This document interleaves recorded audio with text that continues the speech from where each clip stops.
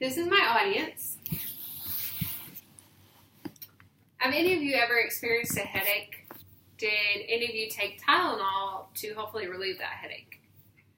Okay, so when you took the Tylenol, were you ever worried that you might actually be endangering your life with those pills? No, probably not. In 1982, a tragic event occurred involving Johnson & Johnson's well-known product Tylenol that resulted in a crisis and required immediate attention from the company. I have researched this event as well as the events that followed. So I'd like to tell you a little bit about the events that occurred during the crisis and then tell you how Johnson & Johnson handled the situation. So first I'd like to tell you about what exactly happened during the crisis. In the beginning of my speech, I asked you if you were ever concerned about endangering your health by taking a Tylenol. All of you answered no, and rightfully so.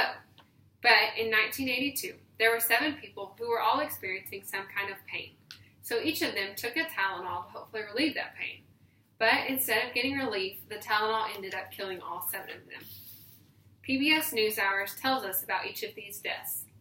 The first victim was a 12-year-old girl, Mary Kellerman, from Chicago, Illinois. Early on the morning of September 29, 1982, Mary was experiencing a runny nose and a sore throat. So she told her parents about the symptoms she was having, so they gave her an extra-strength Tylenol that, unbeknownst to them, was laced with the highly poisonous potassium cyanide. Mary was dead by 7 a.m. That same day, a 27-year-old postal worker named Adam Janis from Arlington Heights, Illinois, died of what was initially thought to be a massive heart attack, but ended up being cyanide poisoning as well. His brother and sister-in-law rushed to his house to be with the family. Both experiencing a throbbing headache, took Tylenol from the same bottle that Adam had earlier that day. They were both dead within 48 hours. Over the next few days, 3 more strange deaths occurred, all in Illinois, and all found to have taken Tylenol moments before their death. Time magazine informs us that the extra-strength Tylenol capsules in question were each found to contain 65 milligrams of cyanide. The amount of cyanide necessary to kill a person is 5 to 7 micrograms. This means that the person that tampered with the pills used 10,000 times more poison than was actually needed. Time magazine also quotes Dr. Thomas Kim, the chief of the Northwest Community Hospital at the time of the poisoning, saying the victims never had a chance. Death was certain within minutes. Now that you have been informed about the events that occurred during the crisis, I'd like to tell you how Johnson & Johnson handled the situation. As soon as it was determined that the deaths were caused by Tylenol, an investigation began to determine if the poisoning had occurred in Johnson & Johnson's factories. It was quickly determined that this could not have been the case, which means that someone must have tampered with the pills after they had been put on the shelves.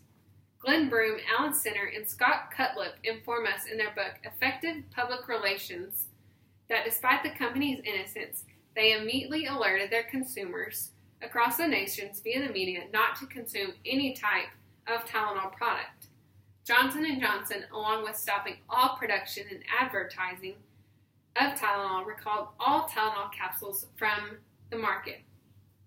The recall included approximately 31 million bottles of Tylenol, with a retail value of more than $100 million. Johnson & Johnson also put up a reward of $100,000 for the killer. Jerry Knight from the Washington Post states that the Thursday after the deaths occurred, Johnson & Johnson offered to exchange all Tylenol capsules that had already been sold for Tylenol tablets.